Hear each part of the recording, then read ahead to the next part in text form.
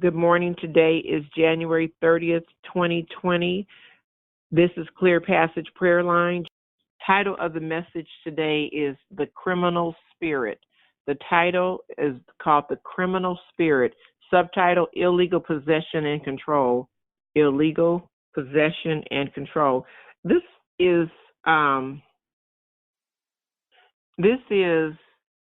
the basis, and this is where we pay attention even when we have our children.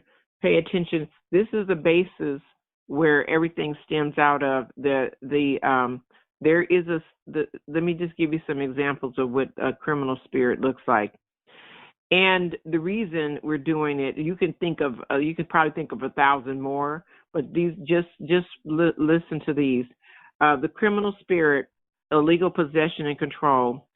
And so before I start, every crime of the spirit is not a legal court case. So things people do that can be criminal in spirit, but they're not legally. We think criminal, we think social environment, but there's criminal. You can commit crimes in the spirit realm.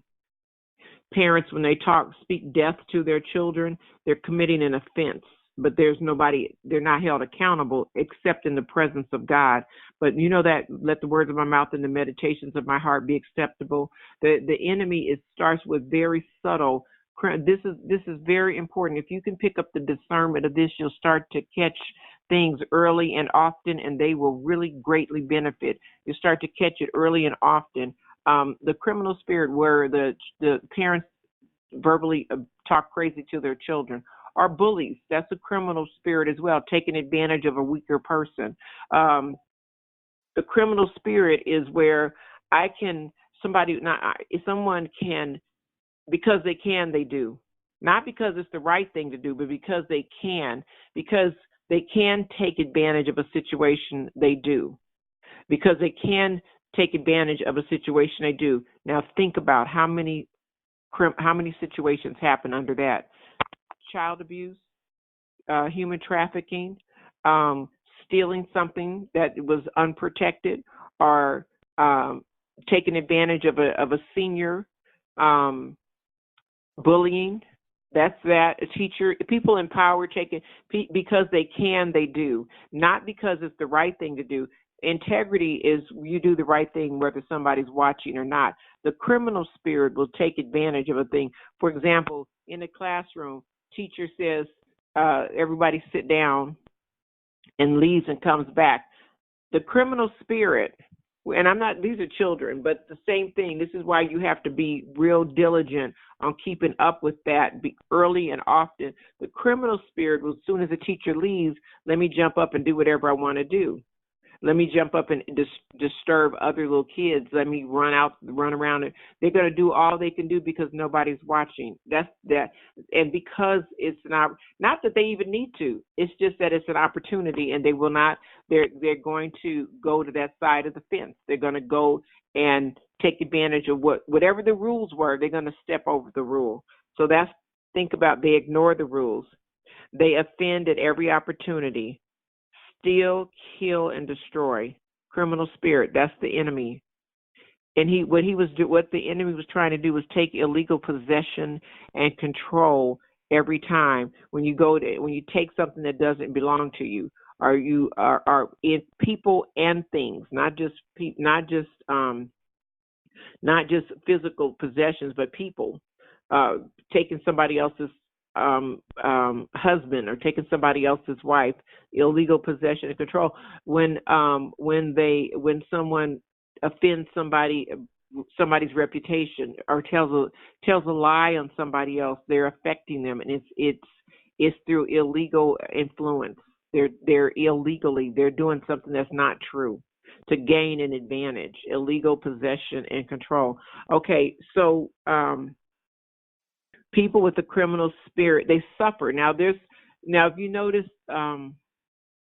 when the Bible says you reap what you sow, there's a science to that thing. The criminal spirit, it's, you know how people, a criminal spirit will stay broke, but they'll keep committing the crime. It's like they stay broke. They feel like they have to steal more, and they can't hold it. It's more than easy come, easy go. It's illegally possessing something, then it will slip out of your hands. It's a behavior. It's a behavior that creates a curse. It's the behavior. A person can have. We're getting ready to read about that.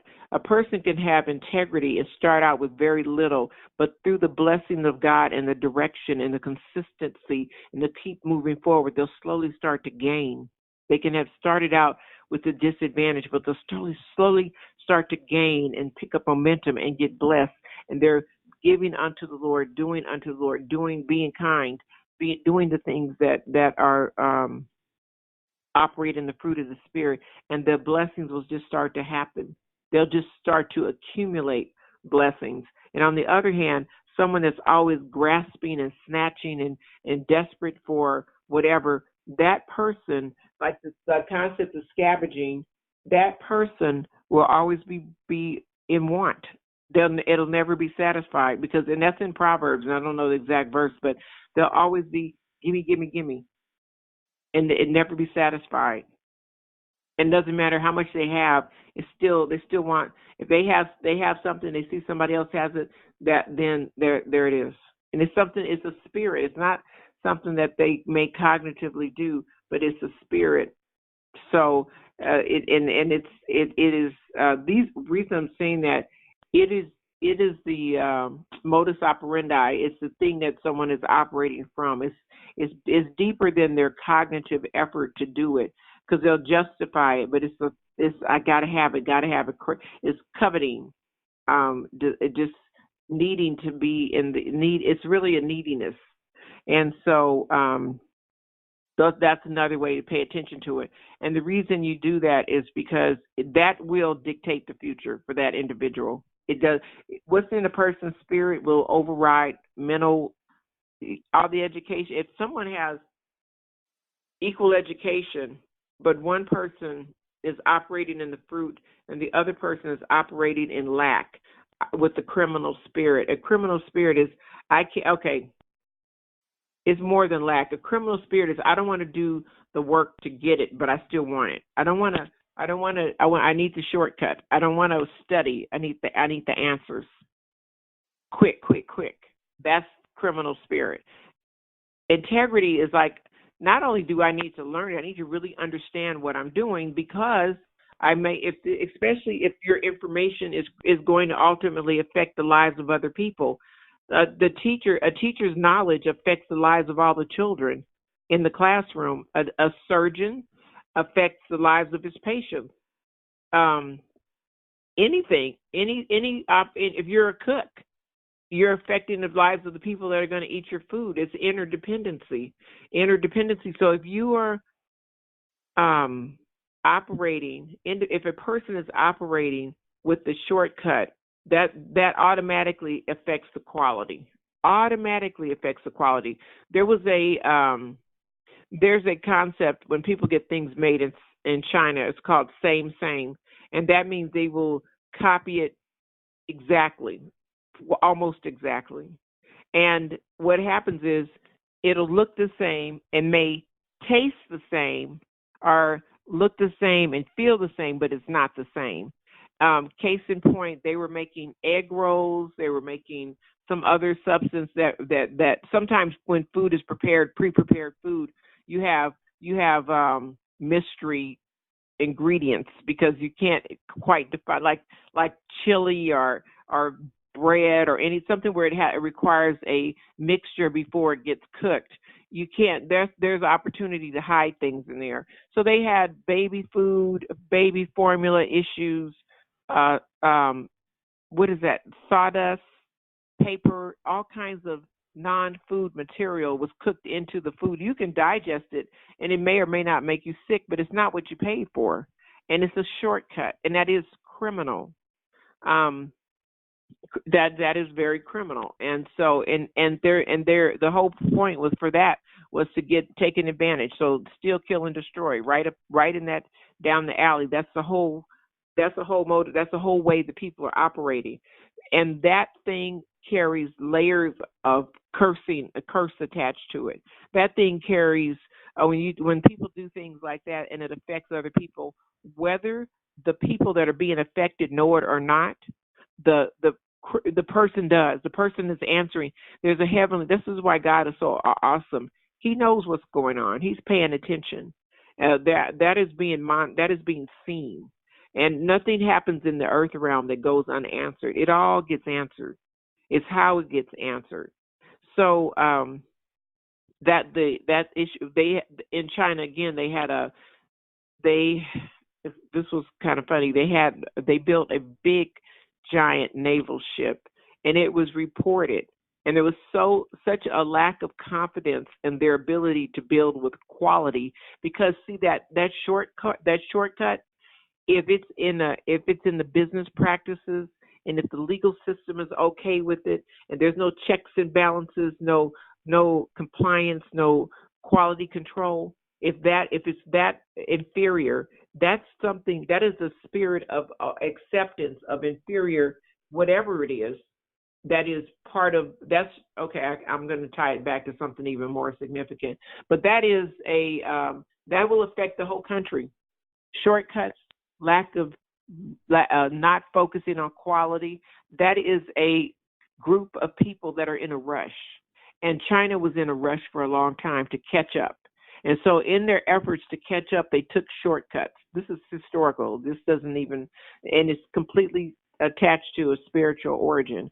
And in taking a shortcut, you will become criminal because you want to get a result that you did not put the time in, something that did not cure, the process did not develop. So they take shortcuts. So there's a strategy. Let's go over here and let's study over here and come back. One thing you can't do, I'll give you an example. Civilizations that have put quality. I'm not speaking that they've done everything right, but Germany, they build engines. Some of the best engines are built in Germany. The engineering is that they use watches, engines, airplane engines, car engines. It's just very, very well done, and that is a social and professional knowledge and a pride in that knowledge that has been done over years. It's been hundreds of years that has been evolved generationally, handing it down, and as a result of it, they have created an industry standard that they have excellent engines. Mercedes comes from Germany. I think Porsche comes. I'm not sure where Porsche comes from, but there's some incredible. And the reason I say that is when the way you know it is you get in and you drive it.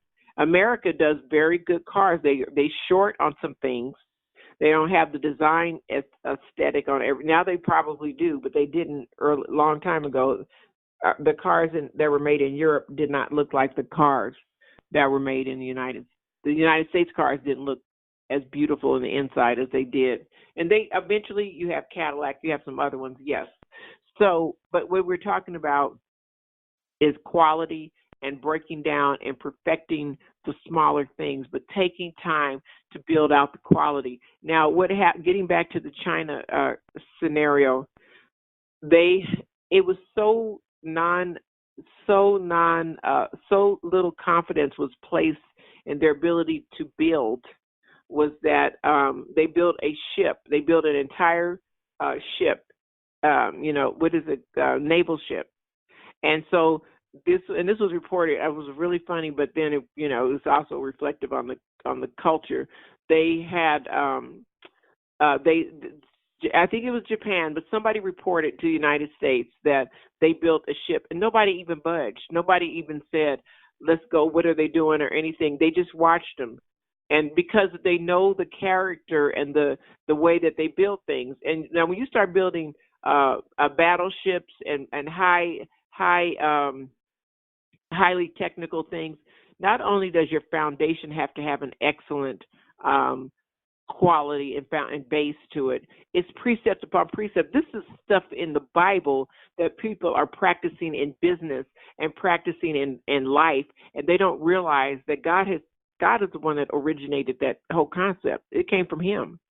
And so they were building and funny how this is the same area and culture that doesn't really want to talk about God. You follow along, you see. Look at the quality and the engineering, and look at their religious beliefs as well. Pay attention. Israel does some of the best engineering medical practices, and for that little strip of land, they just look at the level of millionaires and billionaires. How many of them are Jewish? Quite a few. An exorbitant amount, an inordinate amount of them are. And so anyway, going back to China, they had the boat, and and they were watching them, and the boat launched, and it went. I don't even know how far it went out, and it immediately sunk. And they said they have a ship, and they watched everybody. Everybody spies on everybody. They watched them launch it, and they go, "Oh no, don't worry." And they sunk. It never even made the news. The people that were watching it were so confident in the lack of quality that they were going to build that thing that they knew it wouldn't even float, and it did not. It sunk immediately because while it looked the same, it was not. Quality is all the way down to the core ingredients. That's what we're looking at Solomon talking about the temple, all the way down to the core ingredients, even to the point of how it was built. When they built the temple, they were considering the spirit of the thing. Like the hands that built the temple could not have shed blood. They didn't want to have the quarry. Hold on one second. Somebody is coughing on the line. Hold on one second. I'm sorry. I'm so sorry. It's okay. Okay. And so that's okay. And so they had they were doing the they were building when they were building the temple. They didn't even want the stones, the sound of it. So this tells you the environment by which a thing gets created, the spirit of a thing, the spirit of this. When I say, okay, let's go back to that ship that was in the water. Okay. The spirit and nature of the behavior of the ship, the nature of the quality that went into building that ship. That is something. Okay, pay attention to that. That's what you look at when you look at somebody's going to do something. Before you even go into what they're going to do, look at who's going to do it. Who's going to write it? Who's going to sing it?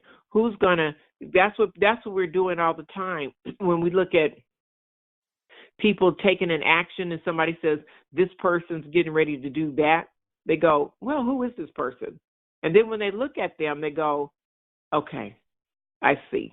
They go, okay. And sometimes, like if Germany was on the same level, and okay, I'm gonna go back and talk about the Soviet Union. I don't know why we're talking about countries today, but shortcuts, messing with the election, that was a shortcut.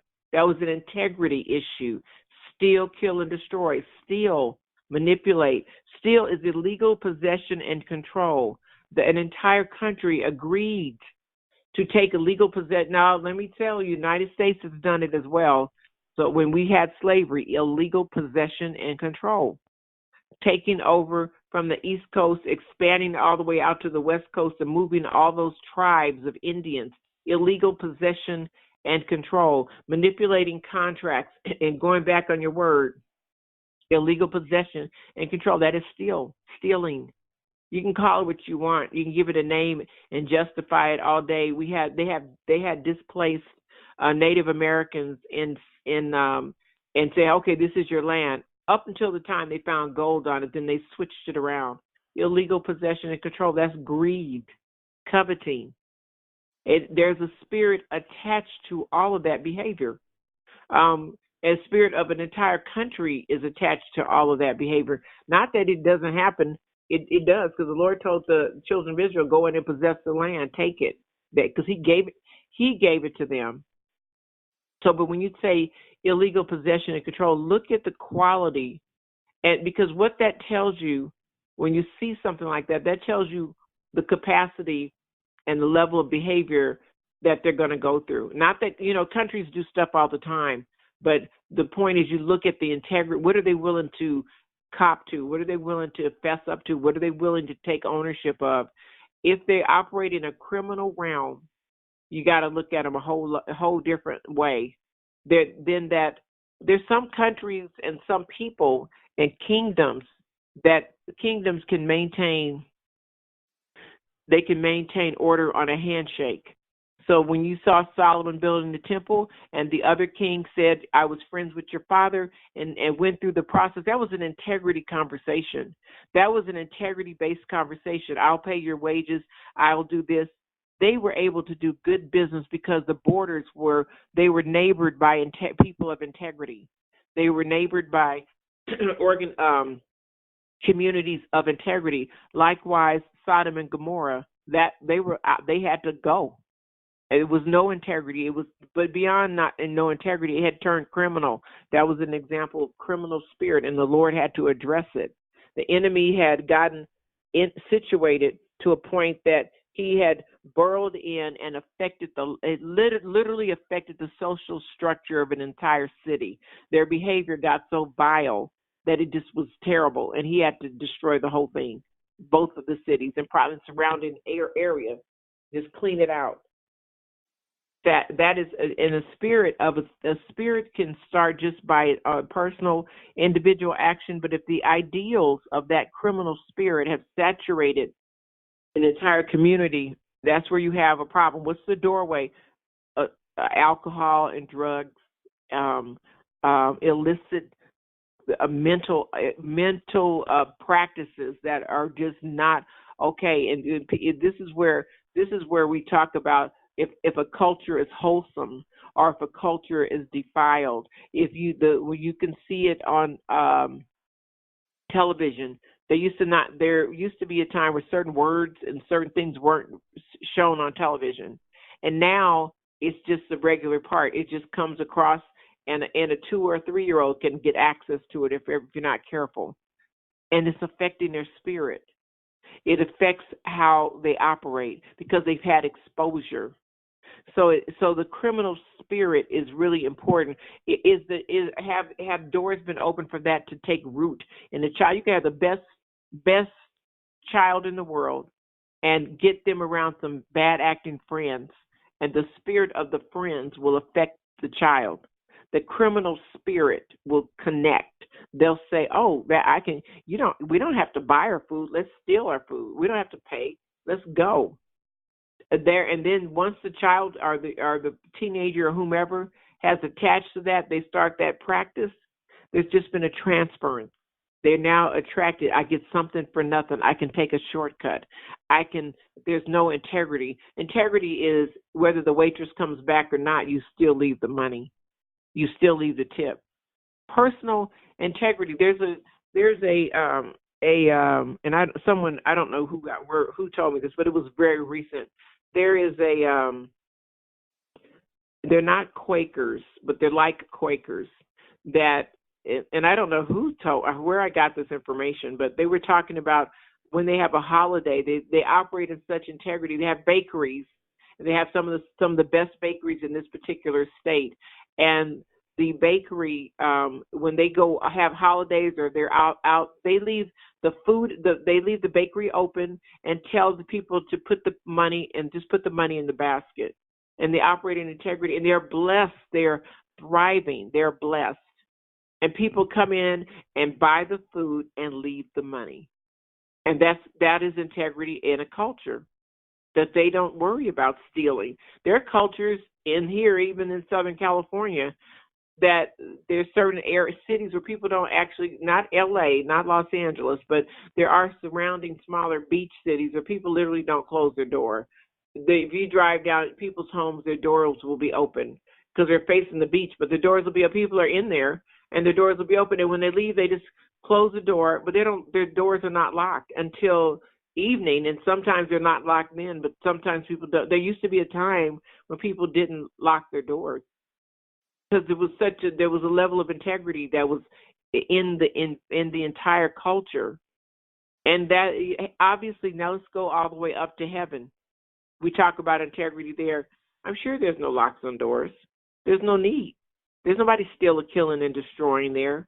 That's the epitome of quality living is the integrity, because the wealth is in the spirit of the people. A criminal spirit is broke, poverty-stricken, deprived, depraved, scavenger mentality, steal, kill, and destroy. Criminal spirit is a spirit that has been completely void of any self-esteem. I can't get it myself. I have to steal it. I'm not good enough. I got to take it. I want her husband. I want his wife. I'm not good enough to go out and earn it myself. I can't. So I'm going to cheat.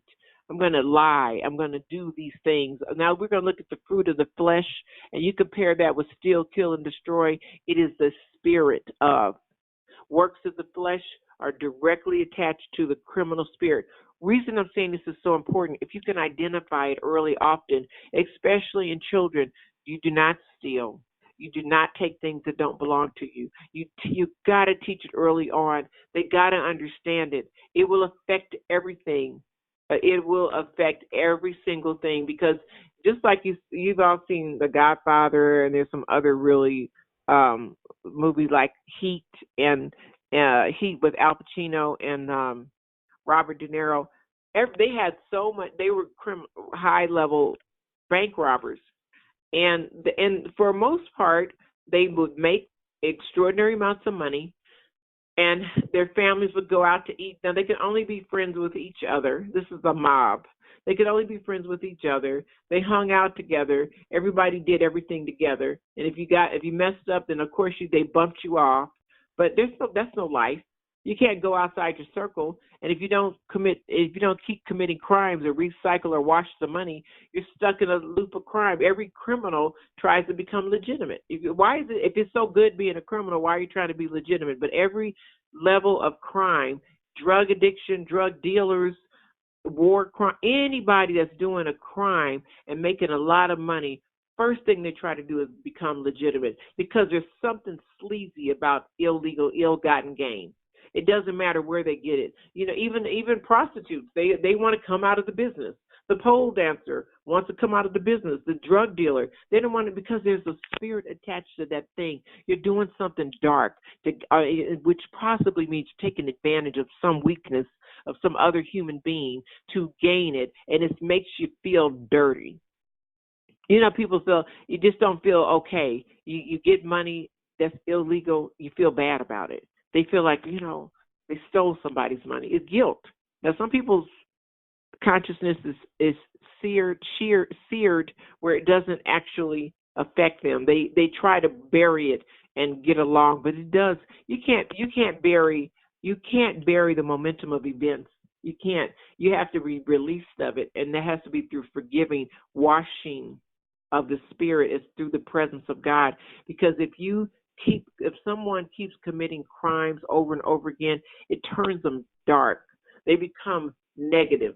They become a murmurer and a complainer. They become critical of other people. If somebody's committing crimes, and then you can think about it. Think about the meanest person you know, and there's a criminal spirit under there. Think about it. You can tie it back. They're still killing, they're destroying, they're verbally abusing, they're angry, they have been offended. They may have been the victim of a crime, but it's there. You can trace it back. But the ones, it's bullies. Bullies are there. That like I said it already, but that is a criminal spirit. When you see kids doing that is lack of integrity. Now, integrity is if you see somebody being bullied and then somebody else comes up to protect them. You're watching good versus evil, right? On a playground, you're watching a hero step up to protect a weaker person from a bully. That is integrity. That's character. That's willing to put yourself out there and speak truth to power. Integrity. The Good Samaritan, that was integrity. The priest or the rabbi that walked by, that was not integrity. The Sadducees and the Pharisees, they had to lie. Judas Iscariot, lack of integrity. Steal, kill, and destroy. And at the end of the day, Jesus, he was the only one. He stood by himself, but he had of the whole world. He had the integrity. He was going to do the right thing, and people didn't even know all of what he was doing. And then in the midst, while he was yet being crucified, he said, Father, forgive them, for they know not what they do. They were operating in a criminal spirit. They did not know what they were doing. And he still, with the ultimate forgiveness in the midst of while they're still doing the crime. This is what was released in the earth realm. Look, pay attention to it. It's subtle. It's a subtle thing, but it affects everything. When people release or operate in the criminal spirit, it's on the end of their fingertips or it's on their tongue, but it now is in their spirit, which is the more dangerous. It's not the germs that you can see, the spiritual germs that you can see on the outside. That's not the problem. What's taken seed and root inside of the person? That anger, the rage, that is the criminal. That's the enemy, and the devil is a criminal. Do you realize that the devil is a criminal, a spiritual criminal that tries to influence physical people, and demon the whole thing. Criminal. That's what it is. Criminal means, and I'm keep saying it: steal, kill, and destroy, illegal possession and control. You don't have a right to it, but you try to take it anyway. The devil doesn't care. He doesn't have a right. That's why they gave him the title steal, kill, and destroy. He doesn't care about paying. He has no intention of paying for something. He wants to take it, and he wants to influence. And if he can't take it, he wants to talk you into giving it to him. To talk you into giving it to him. He communicates let me see how I'm going to say this. You can be in a protected environment, protected through prayer, protected in several ways. People are praying over you. Your family is protected. The goods are protected. He has to talk you out of your blessing. He has to talk you out of your realm of safety. So he'll have somebody offend you or have something happen, and then there you go. You got some unforgiveness. Okay, you got if he can get unforgiveness, envy, anything there, then he just created a doorway. He can enter. So that's why we say operate in the fruit of the Spirit and stay at that level, because the doorways, the enemy cannot come and take your blessing from you, but he can get you. If he can get you to step outside of the realm of protection, step outside of your house, step outside into cross over and go into that thing you're not supposed to be in. However he talks you into it. He can block your blessing. He can block a healing. He can block knowledge that's supposed to come down. He can block processes because you opened up a door. This is why when we say the fruit of the Spirit, against such there is no law, meaning he can't grab you. And we've said this before, but he can't pull on you if you stay in the fruit. There's nothing for him to pull from. And then you have an extraordinary blessing no matter what, but the enemy can't snatch it because you're operating in the fruit. That criminal spirit, he's got to try to create an opportunity to infuse it. He wants to take root in that thing. So when I say this criminal spirit, look at teenagers, look at young adults, look at kids. That's what you're paying attention to. There's shortcuts that my son took when he was little, like in third. I can remember the year it happened. It was third grade, and he stopped. His book bag started. It seemed like a small thing, but I should have paid attention to it. His book bag got disorderly. He would not keep his stuff in the folders. His homework wasn't pulled up. It wasn't organized. Everything was just thrown in there. Big sign that something was going on. And then the next thing he would do is the clothes, and boys do this, but you got to pay attention to it and be on them about it. You got to be on them about this stuff, boys and girls. And girls, I'm gonna get to them in a minute, but the boys, like he would pile literally. We had a big house, and literally all he had to do was walk down the hall to the back porch. The washing powder was there, a washing machine and a dryer. He didn't have to put any quarters in it. All he had to do was grab and he had, pile of dirty T-shirts and underwear to the point that it stunk out in the hallway. I would come in and ask, what is that smell? In his room, it's all thrown up in the corner. And my job, that should have been a butt whipping for real.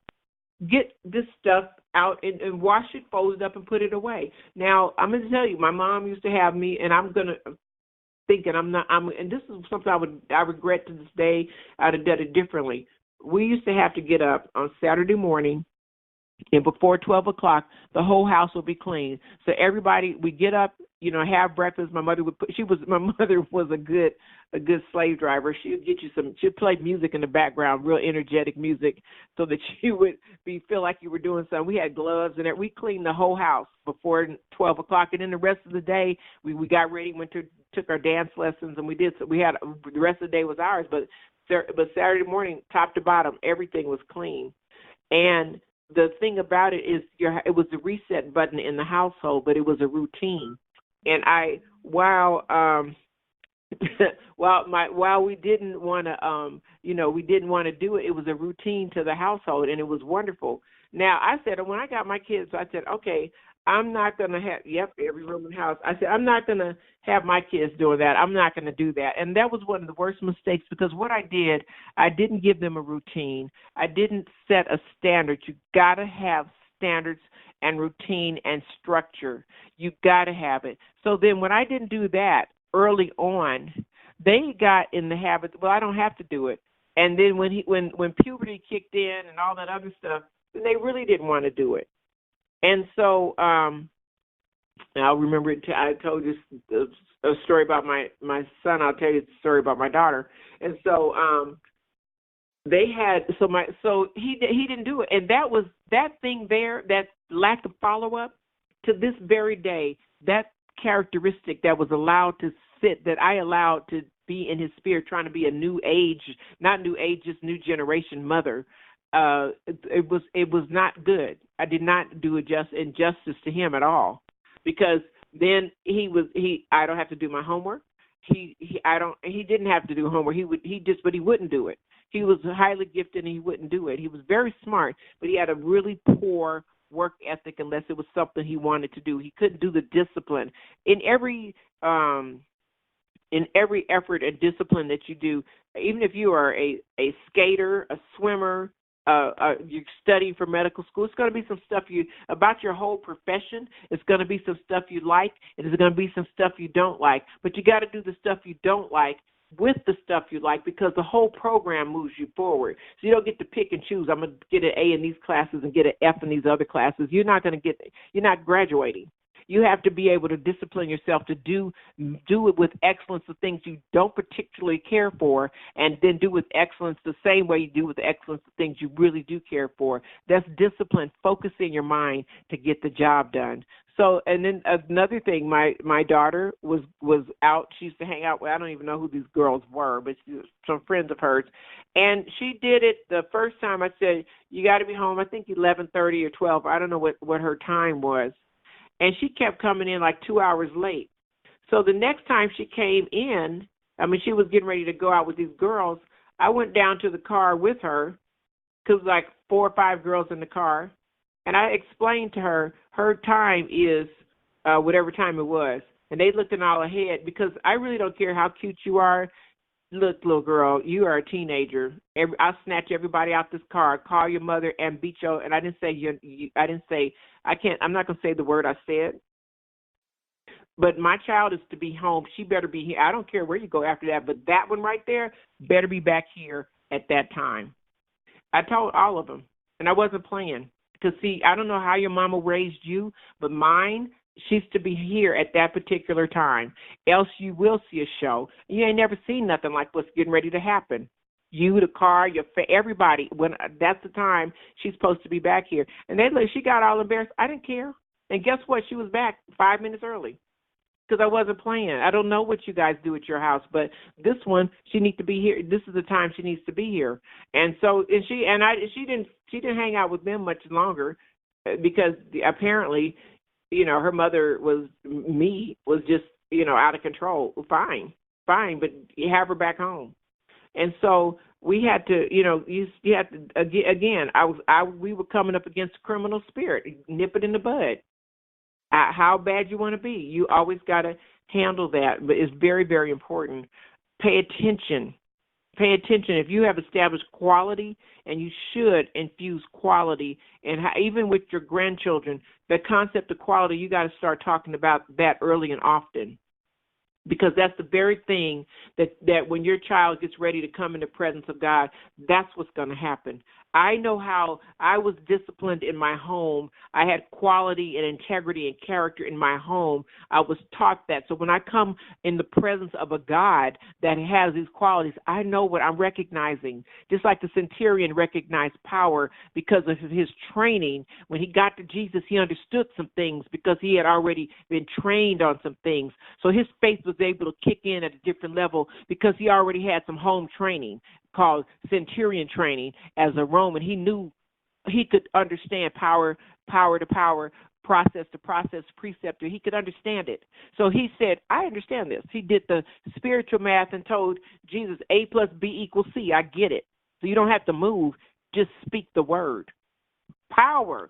I understand how this goes because, see, I got some over here. I just tell them to do it, and they do it.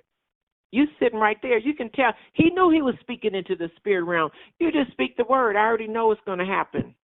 Because he knows that Caesar speaks the word to his general, who speaks the word to somebody else, who speaks the word to someone, and all the way down the line from the emperor can speak from his house and affect something halfway across the kingdom. And he understood how to throw power. Jesus, same thing. You, child of God, can do that very same thing.